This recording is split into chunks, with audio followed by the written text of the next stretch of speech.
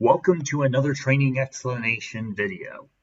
In today's video, I'll be discussing on how to upload the upcoming Tuesday workout for January 19th and go through on how to upload this workout to your Zwift account or to your Zwift profile or onto whatever device that you have, and also to explain a little bit about what this workout entails. To start off with, what I'll be demonstrating in this video is that you'll be on a PC, and I know there's going to be several folks that are out there using Apple devices. There are separate YouTube videos that's currently out on the web that explains how to upload custom ZWO files to those particular devices, and that does require the use of iTunes. I'll be making a separate video on that at a future date, but for the purposes of this tutorial, I'll be using a PC. To do this, what I will do is I'm going to show you where the name of this custom workout. And so I'll just be quickly going through on what it will look like at the end frame here. So in your workout, in the workouts folder, how I've labeled this is session number 1, which is a polar introduction.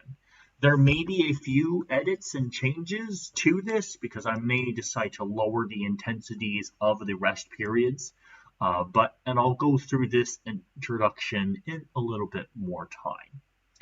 But to first start off with is where to go and download this workout. So what will happen is I'll be posting this workout onto the Facebook page, and what it will look like is a file with a .zwO extension. And so what I'm currently going through here, as I've mentioned in previous videos, and I have a video on YouTube on this already, so feel free and go check this out, is in your Documents Zwift Workouts 6-digit code file, you will see a file named session1 polar intro.zwo. Make sure that this file in your PC is into your Zwift Workouts folder.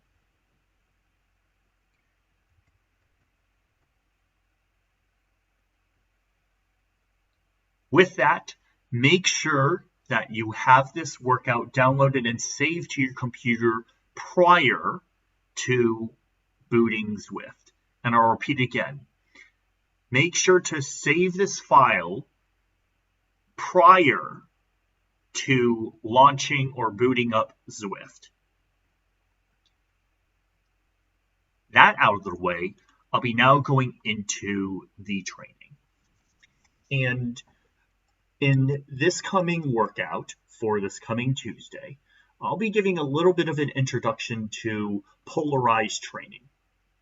And this is a very, it's Polarized training in a short introduction is what is commonly known as the 80-20 rule, which is 80% of the workouts are at a heart rate that's about 80% or less of your maximum heart rate. Typically, this is done at around 70 to 75% of your heart rate.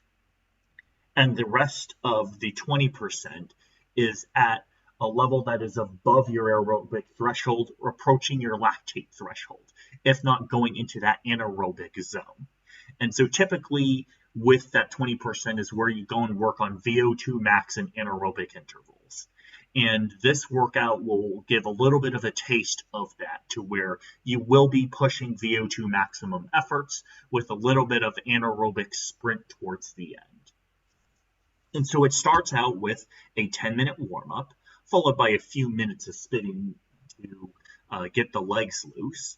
Then we'll follow up with a warm-up set, which is 1 minute at VO2 max power, followed by a minute rest. We'll repeat that twice. Then we'll start to go into a slightly harder than recovery period, which is kind of that aerobic base. And then we'll get to 4 minutes of VO2 max power, which will test the threshold capacity, and you may go a little bit anaerobic towards the end, which is the intention of VO2 max intervals. We'll repeat this 3 times, and then we'll rest for a couple of minutes as recovery, and then we'll finish off with 2 minutes at very close to anaerobic power. And then we'll have the rest of the time as cool down. The total time that you'll be in this red zone, or in VO2 max or anaerobic, is approximately 16 minutes. And 16 minutes of this whole time within a 60-minute workout roughly equates to a little bit under around 20%. There are folks that do mention, and there are some articles in Training Peaks, which there will be links later down into the description of this video, that describes a little bit more in detail about polarized training. It's something that I have found to be very useful. It helps to prevent burnout, especially for those that are training for very long distance races such as Ironman or ultra marathons or ultra distance Grand Fondo types of races. And what this polarized session, or what these polarized training sessions do, is that they focus a lot on the low intensity parts of training, and then when the intensity needs to be high, it is at very high intensities. Ideally, you'll only want to be doing one of these types of interval sessions a week, maybe twice if you're trying to gain some fitness, but any more than that is probably going to wear you out faster.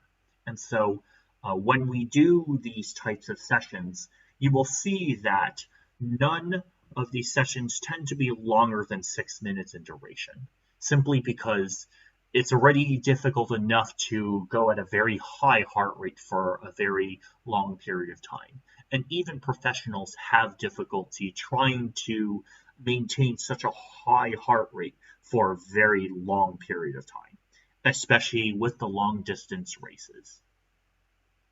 So there you have it. This is an introduction to polarized training, and hopefully I will see you this coming Tuesday. And if you like the content of this video, feel free to click the subscribe button.